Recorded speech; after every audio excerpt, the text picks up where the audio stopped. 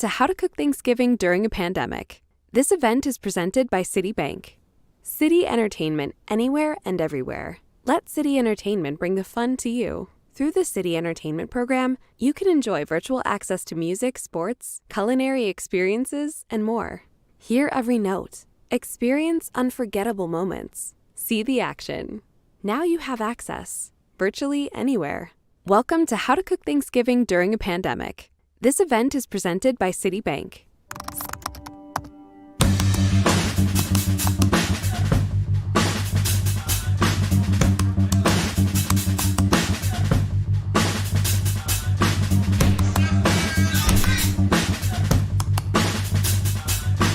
Here's what else you need to know today.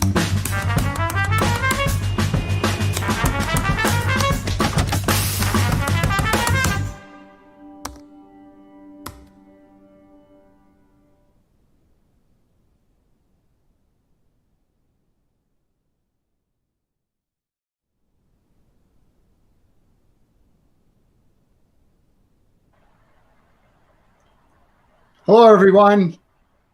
I'm Sam Sifton. I'm an assistant managing editor of the New York Times and the founding editor of NYT Cooking. And I'd like to welcome you to this pandemic event, How to Cook Thanksgiving Dinner During a Pandemic. It's going to be a challenge, I think, for all of us. Many of us will be cooking Thanksgiving for the very first time as a result of our isolation, our self-isolation, either by choice or medical necessity. But there's still so much, I believe, to be thankful for. And I'm going to be joined tonight by a great panel of friends and colleagues to talk about that and talk about how we're going to celebrate this holiday this season. We'll take some questions from you. We'll have a delicious time here on the internet. But before we do that, we're going to use the magic of the internet to travel at once, both to Atlanta, Georgia, where my colleague Kim Severson resides and works, and to Oakland, California, where Tanya, Holland of Brown Sugar Kitchen is going to work with Kim to create a brand new Thanksgiving dish for you. So let's go travel and see them, and then we'll come back here and get to talking about how to cook Thanksgiving dinner during a pandemic. Over to you, Kim. Tanya, hello. How are you?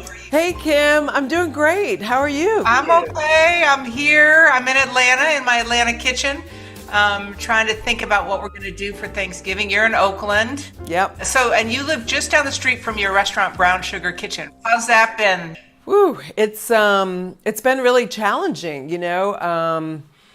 but considering all, we're surviving. We're still here. You are doing things, working on books and TV things and all sorts of things, but you have this great podcast, right? So Tanya's Table. When I started working on it before the pandemic, and the timing was just great because I wanted to have some guests on the show that had actually been to my restaurant or I'd done events with, people that I really wanted to get to know better.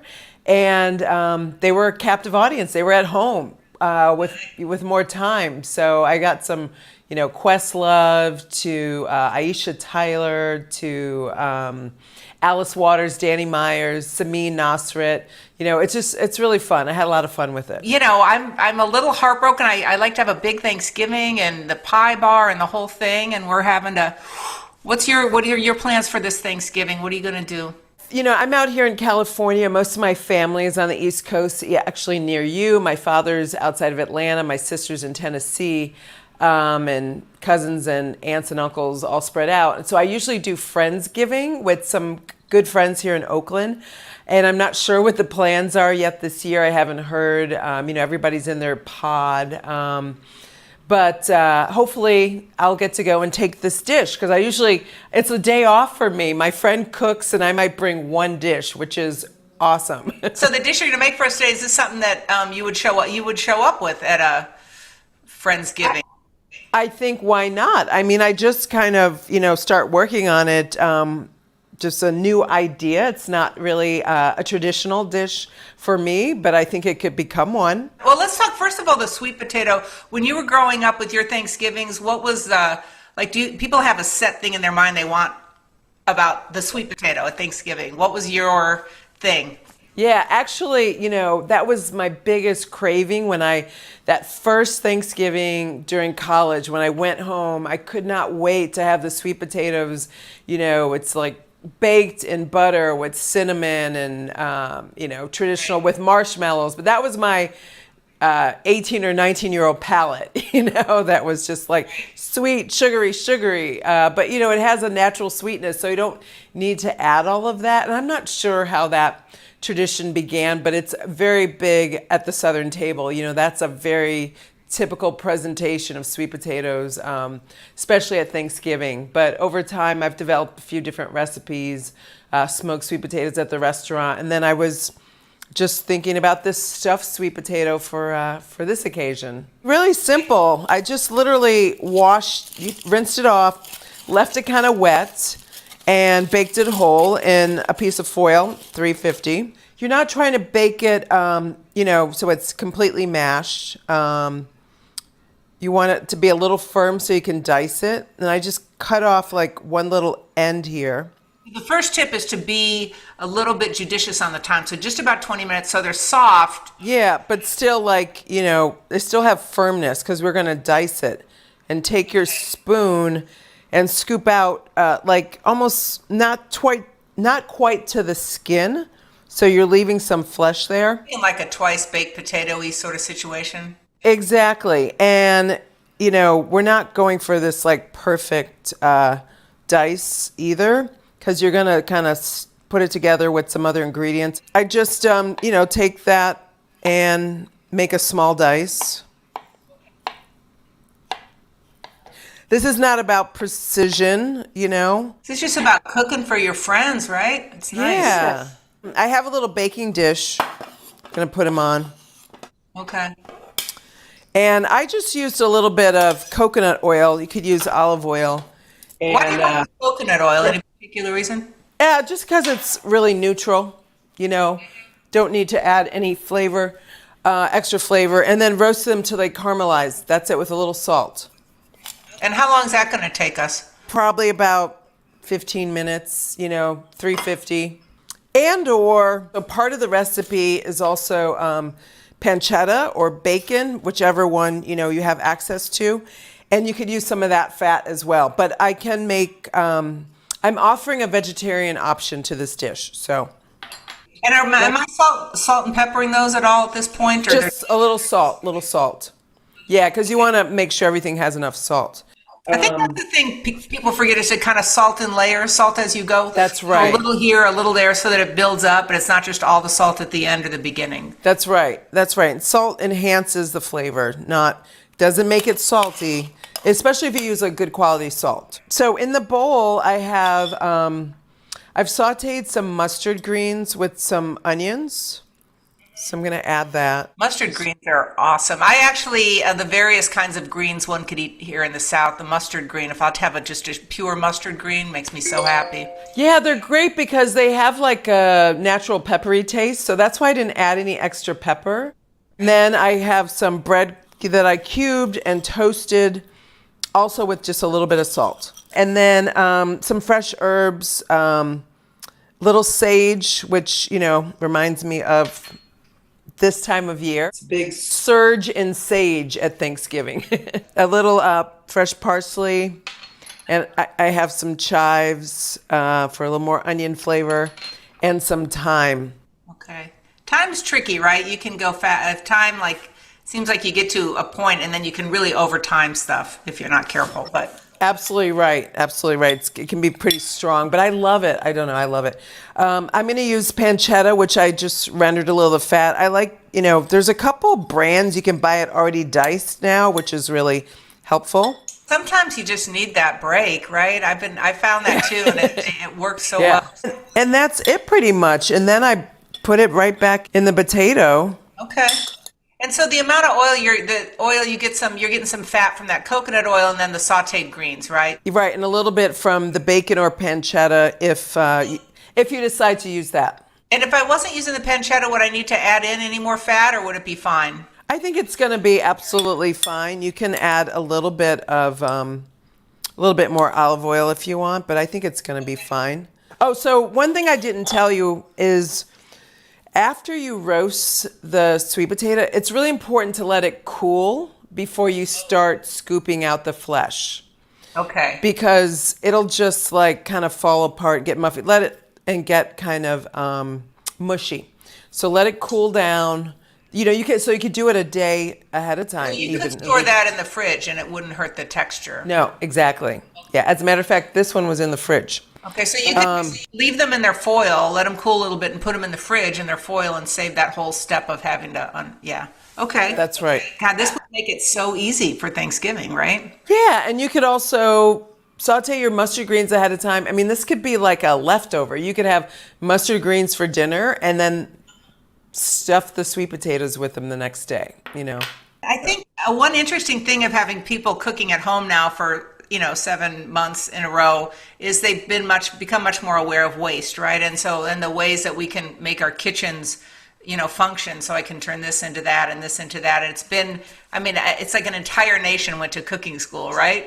I know. It's great. It's really it's fun that people are thinking about that, and also not just going to cooking school, but I think now there's a new appreciation for what restaurants do and what chefs do. And so when they are dining out, they really appreciate, people have been really generous and grateful for those of us who have been able to stay open and offer takeout.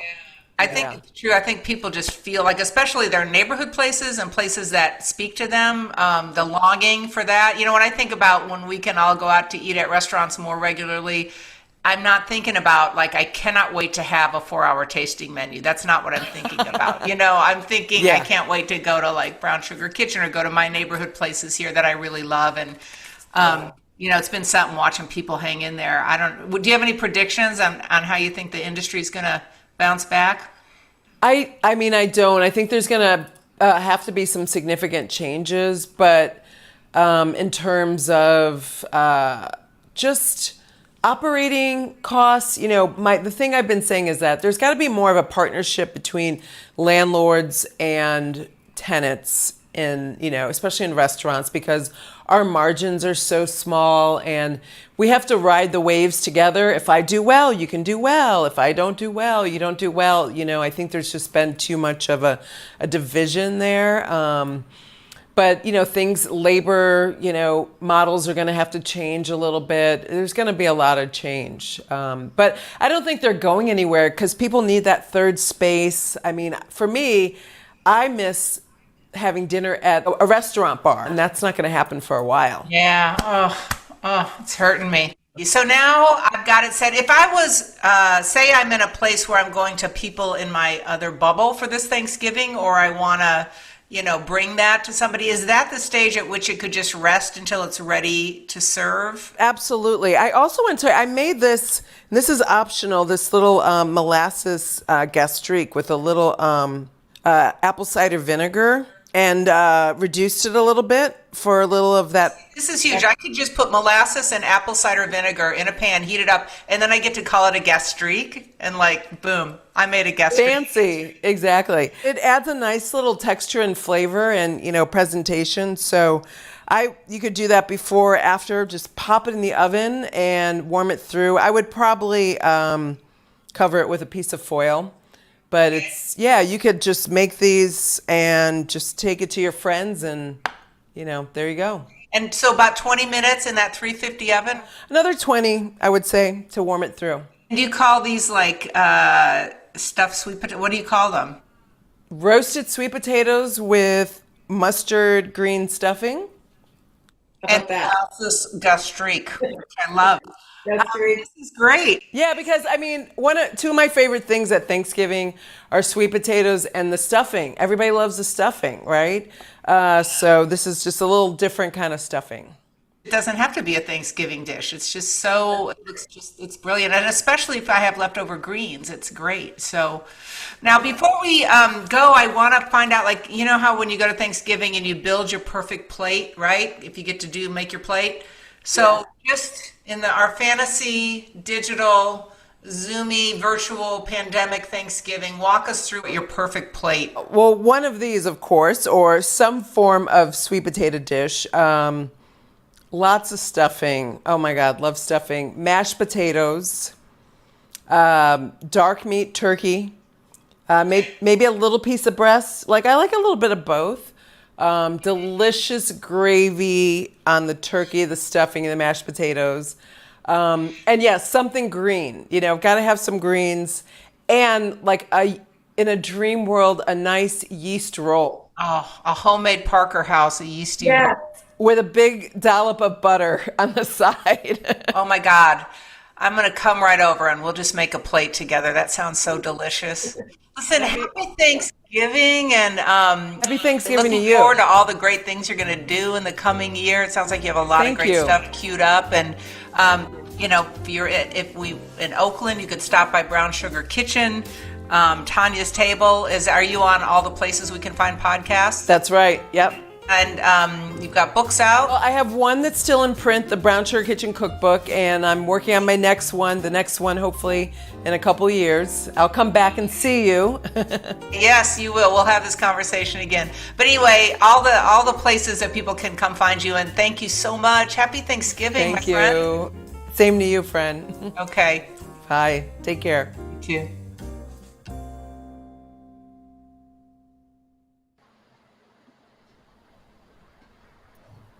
Oh, that was so great. Thank you, Kim. Thank you, Tanya. And for everybody who's watching at home, like and subscribe, you guys. We will be sending out that recipe with its variations in a follow-up email at the end of our conversation. But now to our conversation and to our great panel. I'm joined today by three of my favorite people in the world. Melissa Clark, food correspondent for the Times, longtime colleague of mine. She's written, I think, 700 cookbooks. We've also got Priya Krishna, author of Indianish, a best-selling cookbook that's just fantastic and a frequent contributor to the New York Times. And of course, my spiritual son, Vaughn Vreeland, whose memoirs of his time at the Times are going to be just fantastic. He is a video journalist on our team and a marvelous, marvelous cook.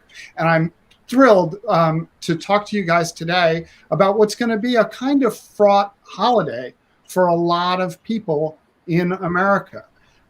Melissa, start us off. What are we going to do here? I know. Well, we're going to make it small. We're going to cozy up with our families and keep it really intimate.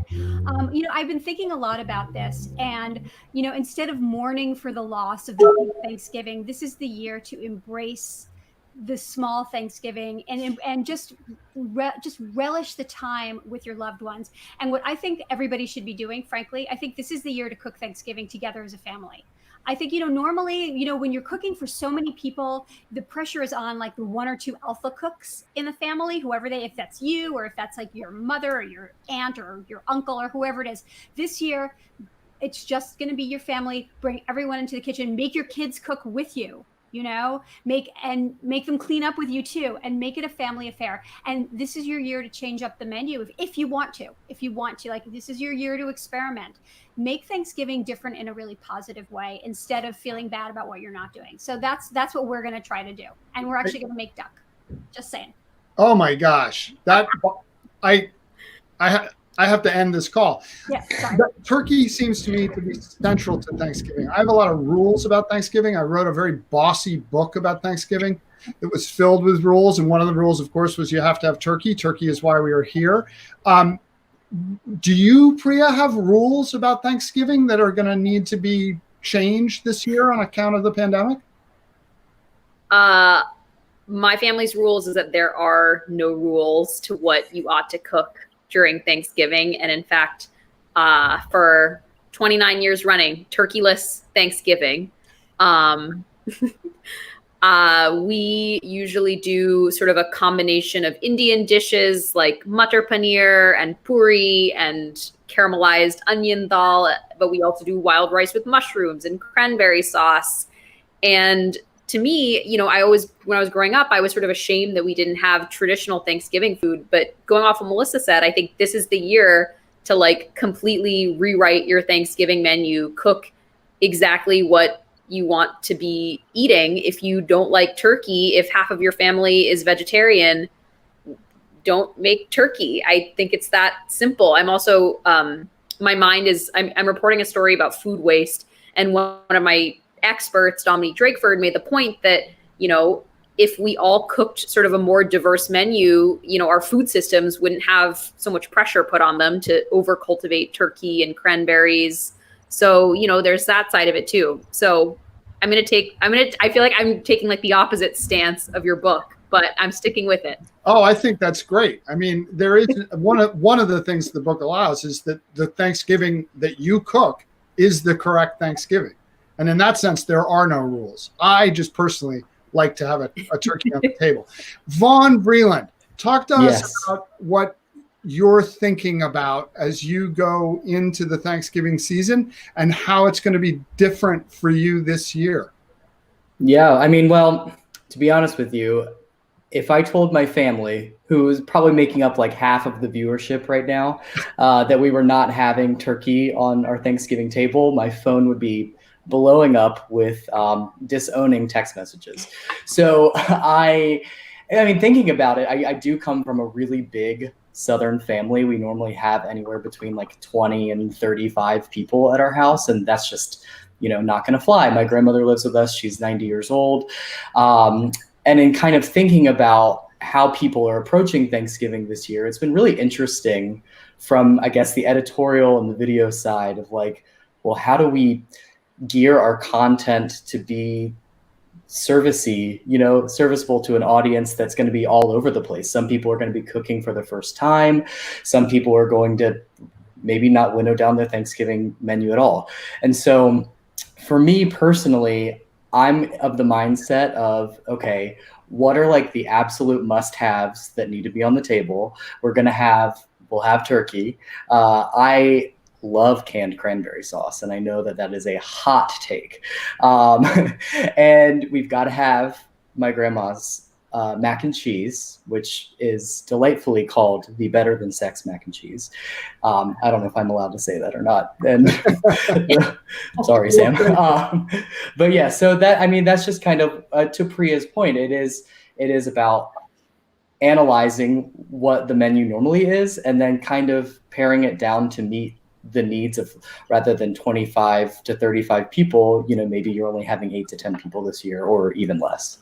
So Melissa, over the years, you and I have engaged in quite a few Thanksgiving stunts, just to sort of challenge ourselves to see, can we do it in a day? Can we do it in a day in a single oven set to 400 degrees?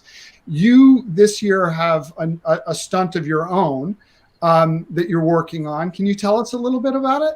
Yeah, actually, so that it was inspired a lot by our doing Thanksgiving in one day using a 400-degree oven. And so it's taking that basic concept and streamlining it even more. Can you do Thanksgiving in a 400-degree oven using only one sheet pan and one pot? So one pan, one pot Thanksgiving. And in fact, we can do the whole thing in 3 hours. So I've took what we did and I built upon it, So thank you, Sam, for that initial inspiration. And what's so great about this menu is that, yes, you can actually make a pretty traditional Thanksgiving menu in 3 hours. The only thing we don't do is, because it's geared towards smaller Thanksgivings, it's geared toward, a family of 4. And so instead of a whole turkey, I used a turkey breast and I wrapped it in bacon because, the thing about a turkey breast is you don't really get the skin for like a boneless, skinless breast. It's hard to get a turkey breast that's bone in with the skin. Most supermarkets don't carry them. It's a special order. So I wanted to make this as accessible as possible. So, and plus, turkey breast is delicious with bacon on top. I mean, this is a good thing. So I wrapped it in bacon and I baked it on the same tray as Brussels sprouts. And then sweet potatoes, whole sweet potatoes that you can put marshmallows and molasses in and cinnamon or cardamom or whatever and make them really, almost like a sweet potato casserole, but easier. And that's your pan. And then on top of your stove, you've got your pot. And that's where you make your cranberry sauce, your gravy, and your stuffing. And then your pot goes in the oven. So the whole thing is really streamlined, but you have all of those traditional Thanksgiving flavors. And we have a fun video, which is coming out right on. Yes, very fun. That'll be great. Well, we're really looking forward to seeing that. I'm interested in this idea of Thanksgiving tradition that doesn't have anything to do with food. There are behaviors, there are games we play, things that we do on Thanksgiving that this year seem just preposterous. Like it's impossible to, I can't even believe that we used to do it. For years in my family, we would pass what we called a loving cup, essentially a big tureen that was filled with Prosecco. And we would pass it from one to another, each kind of making a statement about what we were thankful for, taking a drink of the wine and passing it to the next person. And this was around a table of 30 people. This is like super spreader stuff. Can you think of ways that your behavior is going to need to change for Thanksgiving this year? Things that that surprise you that you once did that as a result of the coronavirus and our isolation are impossible now? Priya looks like she's ready to jump on that. Maybe. No, I was just worried about my internet connection. Can you hear me, Sam? Yes, I can. Okay, great. Yeah, I don't know what we're going to do because we usually treat Thanksgiving as kind of a 3-in-1 holiday where we celebrate Bhai Dooj, which is like a Hindu celebration of siblings. We also exchange gifts and we do Thanksgiving all in one day. And then usually my cousin Isha and I will play like a family themed trivia game. Like we'll do Jeopardy, but all the questions are like inside jokes about our family. So we're not going to have to do any of that this year, but I feel like we're trying to figure out ways to get creative over Zoom or things like that. Like I haven't figured it out, honestly, but I just want to be able to, like, even at a distance, be able to see my family and like relive those memories.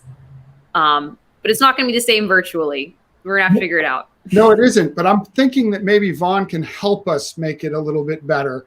Vaughn, as a video journalist, as a digital native, as someone who is really smart with this stuff, I love the camera angle, I love the lighting, I love everything. I look like I'm broadcasting from a cave, but you look terrific. What advice can you give to folks who want to celebrate a Zoom giving, but who aren't familiar with the tools of the trade?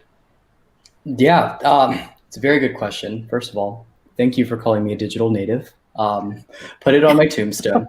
I think that it is going to be a Thanksgiving that is fraught with connection errors, inevitably. I think that kind of just like leaning into that is going to be a big part of it and just going with the flow.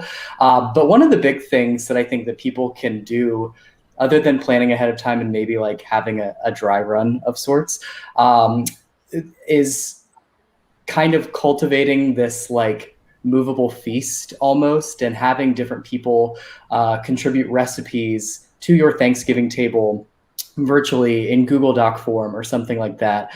And then cooking and getting on FaceTime, getting on a call with them as you're cooking their meal. One of the best gifts that I've ever gotten was from a few of my best friends put together a cookbook of all my family and my best friends of all their family recipes, which is really cool. And I think that that's something that could be a very neat thing to do this year for Thanksgiving. And as you're cooking somebody's, marry me rice, for example, you FaceTime them, you say, hey, this is your grandma's rice recipe. And I think that that's going to be that like kind of one-on-one connection as you're actually cooking something is going to be just as special as the like big Zoom with 25 different people. So Vaughn, you're not just a digital native and video journalist, you're also a Southern gentleman. Can we change some of the ways that we set the table to account for having screens present? Oh, I mean, well, I grew up in the theater, and it's all about levels. So I think that if you can have some desserts up on a pie plate, if you can have like a screen in the middle of the table and then maybe people on one side, you're almost like playing to the fourth wall kind of thing. Right. So that could be kind of fun, that. Thank you for that sage advice. We really appreciate it. Yeah. Melissa, I know we've got some questions from the audience, and I'm going to go to those in a moment.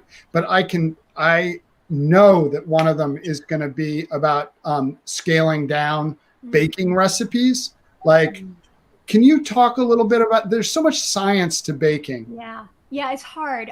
Okay, so I wrote about this. So there is some info online. If you go to the New York Times, you'll find how to scale down your Thanksgiving favorites. But I in terms of baking, I just really dealt with pies because I think, to me, Thanksgiving is about pie. I love pie.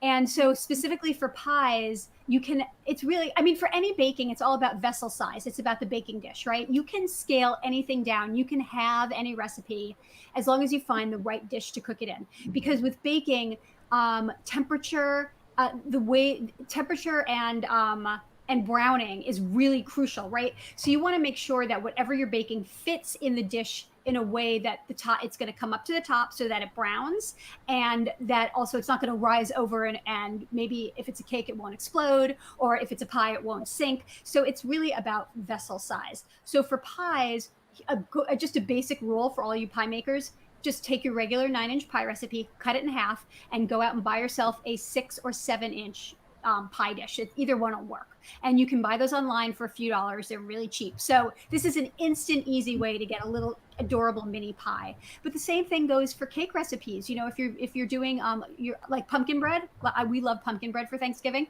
And as Vaughn also loves pumpkin bread, we did a fun video. He did a great video making that recipe. But for that, you can put that, just what you want to do is make the recipe, scale it down to whatever amount you think is right, like quarter it or halve it, and then put it in a measuring cup for any cake batter and measure out your volume. And then just find a dish that has the same volume. So you could do it in muffin tins. You can do it instead of a loaf pan. You can maybe do it in a little, like, if you have like a gratin dish, you can do it in, an oven safe bowl, frankly, one of those like Pyrex bowls is going to be fine. It's really just a matter of finding the right size for the amount of stuff you're baking. But you know what I think? Just bake the whole thing, because really, don't you want leftover pie? Don't really. Yeah. Most baked goods freeze well. So eat what you want and put the rest in the freezer, or bake it, cut aside your portions, and then leave the untouched stuff that, and give it away to friends and neighbors, because I bet you there's going to be somebody on your block who really would like a little bit of your pie. So, Priya, I love pie. Just wanted to point that out. Priya, you don't live far from me either. Will be over. Priya, I wonder, before we go to these audience questions, if you could help us understand how to negotiate something that was true in Thanksgivings before is going to be true in Thanksgivings going forward, but this time is going to be true in a digital format, which is that someone, if you make that phone call, someone is going to have, or make that Zoom call, have that meeting, someone's going to have a different political opinion from you or from someone else. We're in the process of coming through. We finished a historic election that left some 70 million people. They voted for the guy who didn't win. That's going to come up even in a pandemic scaled down Thanksgiving. What's your advice to people trying to negotiate family comity at a difficult time? I would say games are your best friend. There are so many fun games that can be played over Zoom. I think they're like, I feel like now there's like a whole industry of Zoom games that can be played. But I found that like games are one of the best ways to not only like get people's minds to like a different space, but I feel like they really bring people together. You can put, people who don't get along on the same team, and they're forced to move towards a shared goal. Like we play I don't know how we can do this virtually. We play a game called Coat Piece, which is like Indian, it's sort of a variation on poker. And I feel like the one time where our family just can go to, everyone's going towards the same goal, and all the other stuff kind of, it doesn't matter. We're all just trying to like win this game. It's friendly competition. I am pro game. I love it, Priya. You're healing the nation. through games on Thanksgiving. I love it. Okay, from the audience, Susan asked the question, what suggestions do you have for Thanksgiving-ish items that travel well so that I could send them to families sheltering around the country? I'm hoping to mail them on Monday of Thanksgiving week to arrive on Wednesday. I can answer that part. Don't do that. That's not going to happen. A cake sent on Monday is not showing up on Wednesday. No, no, no. But what should we do? Like, can you mail a pie? Is that possible? I'm here to tell you that yes, you can. If you stay tuned to our Instagram account, you will see an Instagram story with pie queen Erin Jean McDowell, where she does successfully mail pie. Not sure how she does it, so you will be just as surprised as I am. I think there's a lot of exciting. Involved.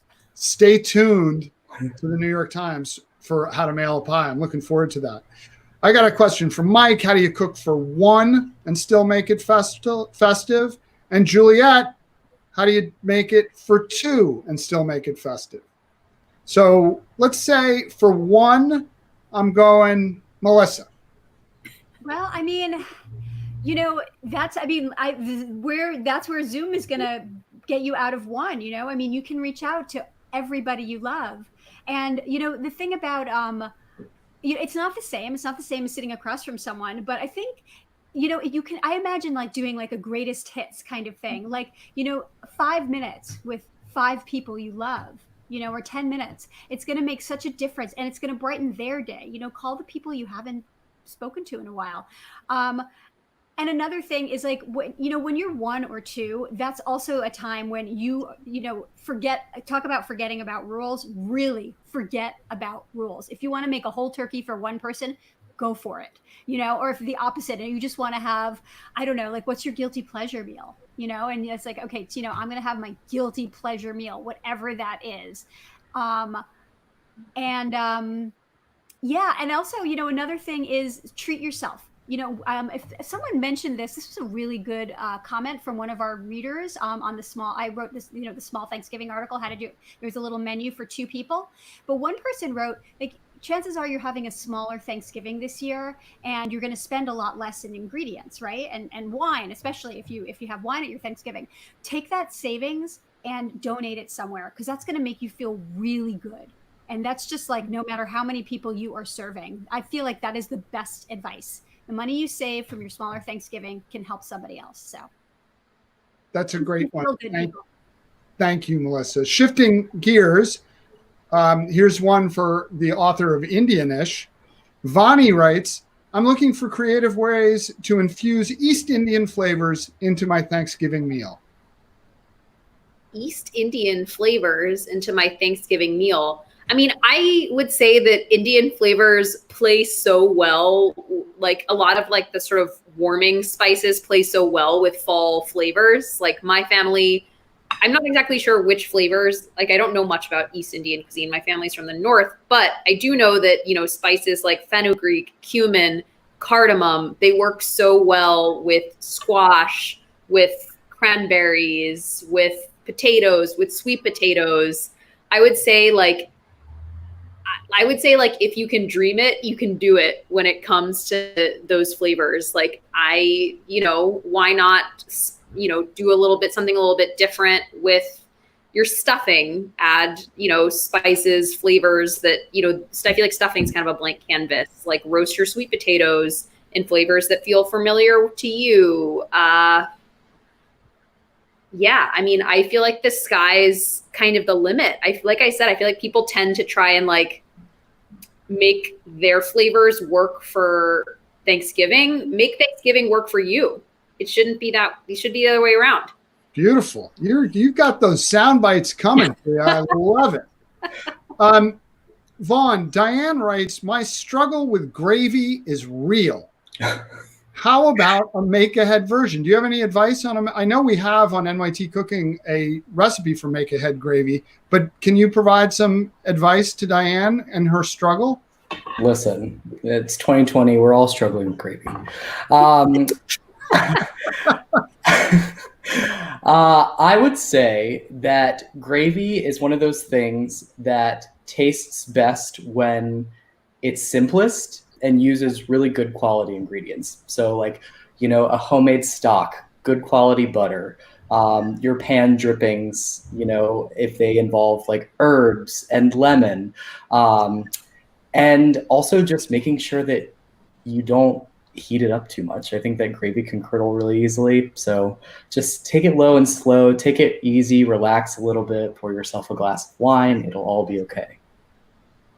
So I got a question for you, Melissa. You wrote a really remarkable article this summer about your desire to have a dinner party, your desire to entertain, your desire to share your home and your food and your wine with friends.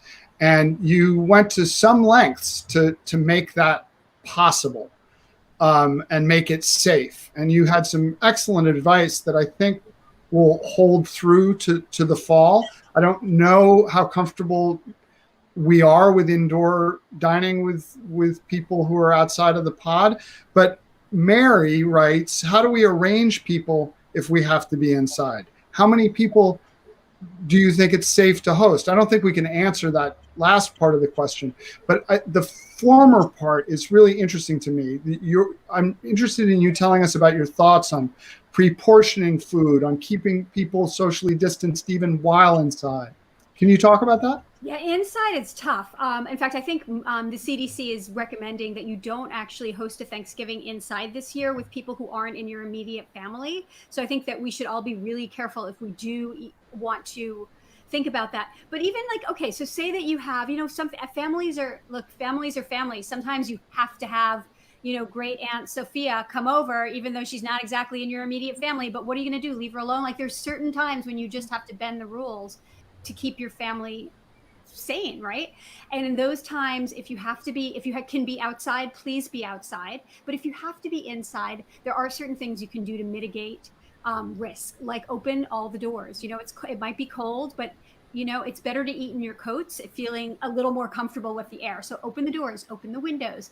And then, about serving food. So, I think at this point we know that it's an airborne virus. So we don't have to worry as much about touching other people's foods, but good hygiene is super important. Like wearing a mask when you're cooking. If you're serving someone outside of your family, make sure you're wearing a mask when you're cooking, because that way that just in case, that anything is not going to be, you're not going to push airborne particles into your food.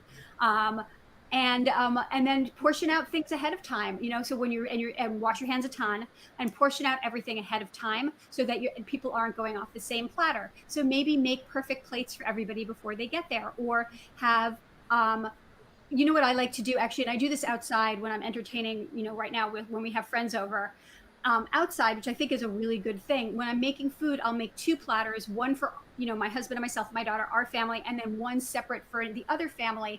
And then we can take food off of our platters and they take food off of their platters. And that just keeps it really neat. And we usually do separate tables that are 6 feet apart, but you can still talk to each other. And you know what? We got a fire pit out there so we're going to try to make it into the fall that way. So I would say, please try to be outside is your best, and wrap Aunt Sophia up in your coziest quilt. That's excellent advice. Okay, we're about out of time, but I want to just do a speed round of our panel here. I want to know what's absolutely going to be on your table this year that you haven't told us about already. I don't want to hear about the duck anymore, Melissa. I want to hear about something else. Vaughn, you start. Absolutely going to be on the table this year is a cranberry curd tart. I have made it every year since starting at the Times, and it is my good luck charm. Excellent. Priya, what about you? My mom's matar paneer. That is my comfort food. Non-negotiable. Non-negotiable. And are you making it this year? I think so. I think I am making it this year, which I'm really excited about. The recipe's in Indianish, so how could I go wrong? Well, Indianish is available on the internet for sale. You can, all of the audience can buy Indianish by Priya Krishna. I hope they do. Melissa, what's joining the duck? Stuffing, I mean, I'm not giving it just because I'm having duck doesn't mean I'm not having stuffing. We love stuffing. Stuffing is our thing. So, and plus my husband's been like doing the whole sourdough thing, like the pandemic sourdough. So we have a lot of bread around. So I'm going to take really good sourdough and I'm going to make the best stuffing with a ton of butter and pumpkin pie. We always I love pumpkin pie. So those are the two things that are traditional, but non-negotiable. We're going to have a whole pie because, we'll eat it. That's The three of us, we'll do it. That's fantastic. I'll have plenty of gravy on hand. I always have plenty of gravy on hand. So thank you guys. Thank you, Vaughn. Thank you, Melissa. Thank you, Priya. Thank you, Kim and Tanya, for joining us. And thank all of you out in the internet for joining us for what I had hoped might be a little more ASMR-y, but that's for a subsequent show. Come on back on December 5. Melissa Clark is going to be hosting the New York Times Cookie Swap. She's got just a bonkers list of guests who are going to join her. You can stay tuned on Facebook, on Instagram throughout December for a chance to participate and come join Melissa for our New York Times Cookie Swap. And to find out more about our full slate of digital events, please visit timesevents.nytimes.com. And finally, a really big thank you to all of our subscribers, both to the New York Times and to NYT Cooking. You make our work possible, and our work is important, and it will remain important for months and months and years to come. And we're proud to do it and proud to have fun with you as well. So thank you and have a great evening. Good night and happy Thanksgiving.